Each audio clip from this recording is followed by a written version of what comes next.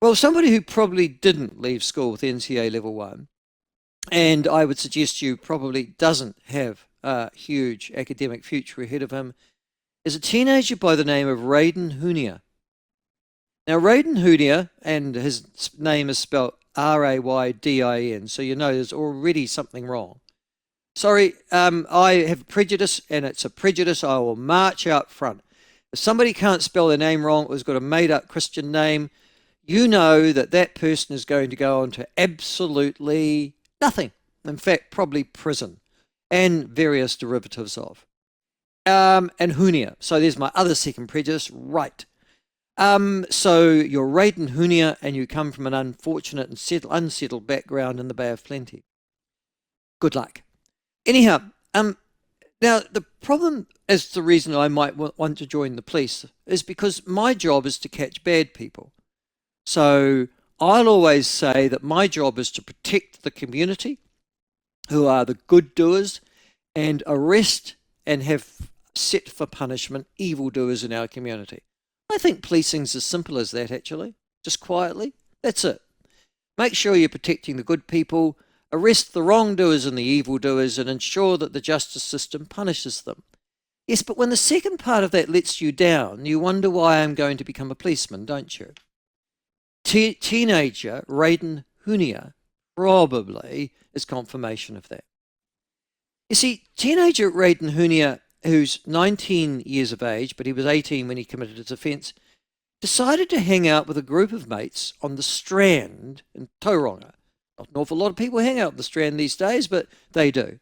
Last year, March of last year. And they'd been drinking heavily when they crossed paths with two strangers who'd come into Tauranga and went, God, where is everybody? And who just happened to be walking down the Strand as well. And these strangers struck up a conversation, but a conversation that sort of seemed friendly because they were looking for a ride home and were these boys going in that direction?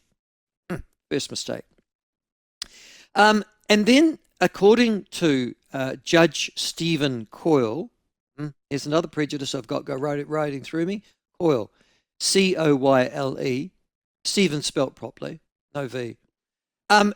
According to Judge Stephen Coyle, for reasons that have never been explained, Hunia and his mates, without any provocation at all, began attacking the two strangers in the Strand in Tauranga.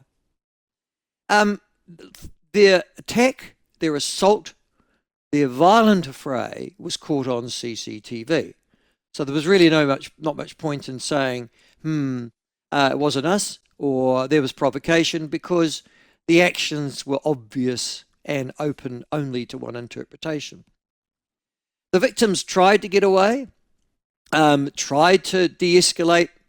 This lot just piled into them and attacked them. And Hunia coward punched, that's the word used in the Justice Department summary and in front of the court, coward punched one of the victims to the ground, causing him to fall to the ground. He fell to the ground. He was coward punched. In other words, he wasn't aware that Hunia was there. Hunia hit him from the rear or from behind or from the side, and while he was engaged with somebody else, and down goes this guy unconscious. And then Hunia decides, this is not enough, starts kicking him in the head. Gets pulled away from his mates and then rushes back to him again and kicks him repeatedly in the head again. He's charged with intent to cause, and does cause, grievous bodily harm, injuring with intent to injure, and pleads guilty, all right, after getting a sentencing indication earlier this year, and because the CCTV camera's there. Now, the Crown points to the extreme violence, and it was extreme, and it was ongoing, as an aggravating feature of Hunia's offending, and the judge agreed that the only way to characterise this, Judge Stephen Coyle, that the violence was extreme. And so, ta-da, you went away, said the judge, and you came back. You went away again and you came back again and again. This is to continue to assault this unconscious person on the ground. There had been multiple kicks to the head and body, multiple punches, and the attacks to the head were particularly aggravating, especially given the victim's quote unquote, were on the ground by now. So there was more than one. And so the Crown sought a starting point of 5 years imprisonment, and well, you might have thought that this is how the story ends. But no. Hunia's lawyer, Nefi Puki, advocated that the sentencing principles could best be achieved by a sentence of home detention. And Judge Stephen Coyle said, well, no, this is serious. This is aggravated. He kept on doing it. Could have killed him, If in fact hadn't he been pulled off by his mates in the end, Hunia probably very well would have caused permanent damage to this person and killed him. But the judge then decided, Stephen Coyle, listen to this, that if he was going to send Hunia to prison, he had no doubt, quote, he'd be surrounded by people who would tear him down and support him in making bad choices. In other words, other prisoners, convincing him that violence and criminal activity were normal. And so I'm not going to do that, Mr. Hunia, Judge Coyle heroically stated in the Tauranga District Court last week.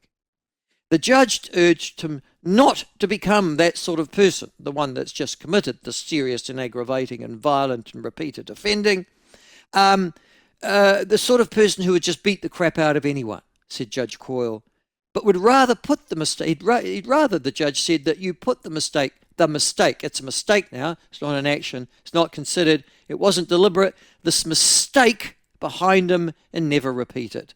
For that reason, sentence him to 12 months home detention and said how hard that would be on him because he wouldn't be able to go down the Strand at 3 o'clock in the morning anymore with his mates and beat other strangers half to death. Can I say, Judge Coyle, you're the reason why, in part, the police are finding it difficult to attract people and difficult to retain staff that they've got. We charge our police with charging into trouble. We'd like them to charge into trouble a lot more than they do, but we do charge them with that responsibility, and we charge them with apprehending the evildoers and the wrongsayers in our community.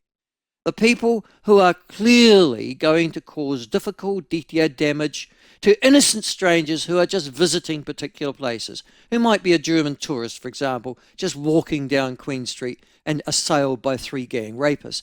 It's the police job to catch them, and we expect them to do so, and we get really iffy with the police when they stuff it up, all right? Or they don't do their job, or they don't get on the front foot with gang members and things like that, or they decide to arrest people, and it's clearly obvious, like in the Lundy case, that they've got the case bloody wrong, that sort of stuff. We get iffy with them, but that's their job, and we charge them with that responsibility, and if they get shot or they get beaten up or stabbed, we say, at the end of the day, that's tragic, but that's your job.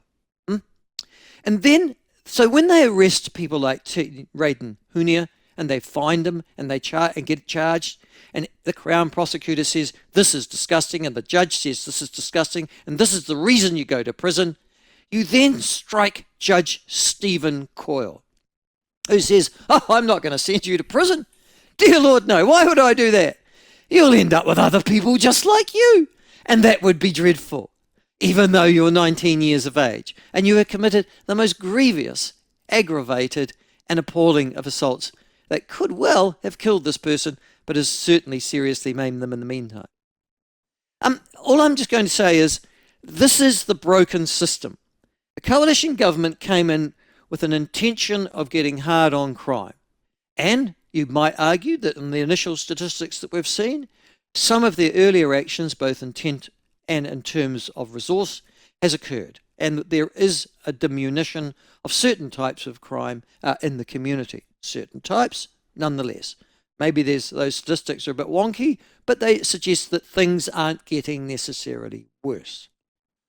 But then I've got this next problem of a justice system that is still stuck in pre-2023 mode, that sees every offender as a victim and decides that I shouldn't send bad people. Listen to the reasoning of Judge Stephen Coyle. I shouldn't send bad people to congregate with other bad people in prison. Why? Because they might get even better.